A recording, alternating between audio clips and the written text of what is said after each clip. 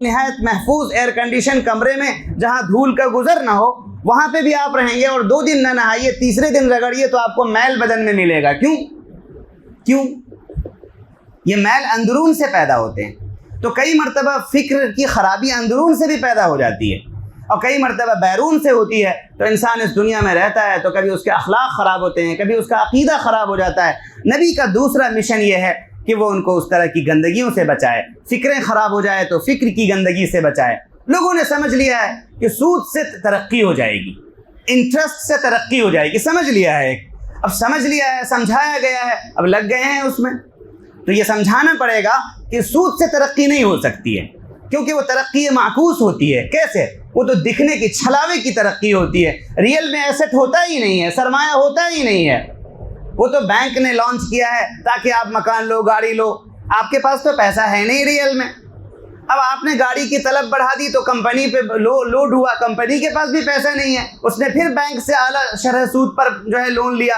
उसने बड़ी बड़ी ज़बरदस्त गाड़ियां तैयार की और मार्केट में अब गाड़ियां तैयार करने चली फैक्ट्री कंपनी, तो उसको मुलाजमीन की ज़रूरत हुई तो लगा कि रोज़गार का मौका खूब मिला। तो ये सब दिख रहा है क्या? सूद के पैसे से तरक्की हो रही है, क्योंकि रोज़गार मिल रहा है, गाड़ियां बन रही हैं, लोगों के घरों में गाड़ियां आ रही हैं। लेकिन ये बुलबुला है, हवा का एक झोंका ज़ोरदार चलेगा, कुछ ही दिनों में कंपनी कहेगी दिवालियापन, बैंक का पैसा वसूल नहीं होगा। इनके पास दाल खरीदने के, बिस्किट के, पार्ले जी के पैसे नहीं है बच्चे के पास, तो ये पेट्रोल के पैसे कहाँ से लाएंगे? गाड़ी उठा के अंदर रख देंगे, किस्त अदा नहीं कर पाएंगे। क्या सैकड़ों बैंक दिवालिया नहीं हो गए? क्यों?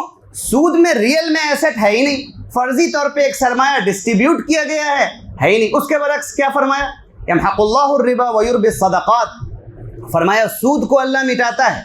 मिटाता का मतलब सूद में दम ही नहीं है कि वो समाज को स्टैंड कर सके। फर्जी का सरमाया होता ही नहीं है सरमाया वहाँ पे। कुछ ही दिनों में बैंक वाले परेशान, कंपनी वाले परेशान, लगे थे 3 महीने के लिए जो लोग, वो मजदूर सब परेशान, और उसके बाद जिन्होंने गाड़ी खरीदी थी अब वो ज़मीन बेच के अदा कर रहे हैं। अब पुराने जेवरात बेगम के मांग रहे हैं, छीन रहे हैं, घर में लड़ाइयाँ हो रही हैं, माँ की बाली उठा के बेच रहे हैं। क्यों? किस्त अदा करना है, चाहे वो गाड़ी का किस्त हो या होम का किस्त हो या जिस तरह की भी किस्तियाँ हो। तो ये फर्जी एसेट है। अल्लाह ताला ने फरमाया सूद से बढ़ नहीं सकते तुम। 50 मिसालें हैं, लेकिन कोई समझाए तो भाई सूद में फर्जी होता है, वो नहीं दिखता है। उसके बरक्स सदक़े में रियल होता है।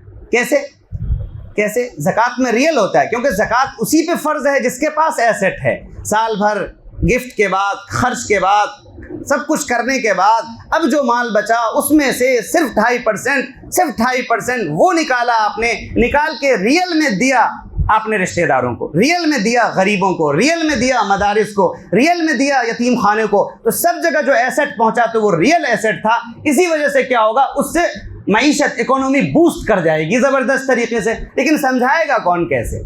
सारे मालदारों ने ज़कात निकाल दिए, सारे गरीबों ने उससे फ़ायदा उठाया, अब नए नए कपड़े खरीदे, पैसा पलट के गया, बूस्ट हो गई है इकोनॉमी।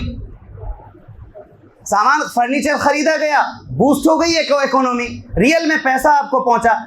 तो नबी का एक काम यह है कि वो तज़किया करे, फ़िक्र में जो गंदगी बैठा दी जाती है उसको निकाले खुरच के। उसके लिए ये हल्के लगते हैं, ये मजलिसें लगती हैं, इसमें बैठ के समझाया जाता है कि सूद से तो तरक्की हो ही नहीं सकती। आज नहीं तो कल समझ में आ जाएगा। कंपनी बैठ गई, बैंक ख़त्म, अफराद ख़त्म, और उसका एसेट जो था वो भी ख़त्म। उसके बरक्स अगर आप बेहतरीन तरीके से ज़कात निकालो, आप सदका निकालो, वक्फ की जायदाद के तहफ़्फ़ुज़ कर लो, आप गिफ्ट का कल्चर बनाओ, तहादु तहाब्बु, हदिये तोहफे, जो रियल एसेट हैं उसको आप जो है क्या करो, समाज में डालो, तो उससे तरक्की होगी। चुनांचे ईद के मौके पे सारे दुकानदार खुश होते हैं और रियल में खुश होते हैं। गुरबा फ़क़रा खुश होते हैं, रियल में खुश होते हैं। और जितने दुकानदार, मालदार सब हैं वो सभी खुश होते हैं, क्योंकि वहाँ पर एसेट रियल में होता है। यमहकुल्लाहु रिबा व युर्बि सदक़ात।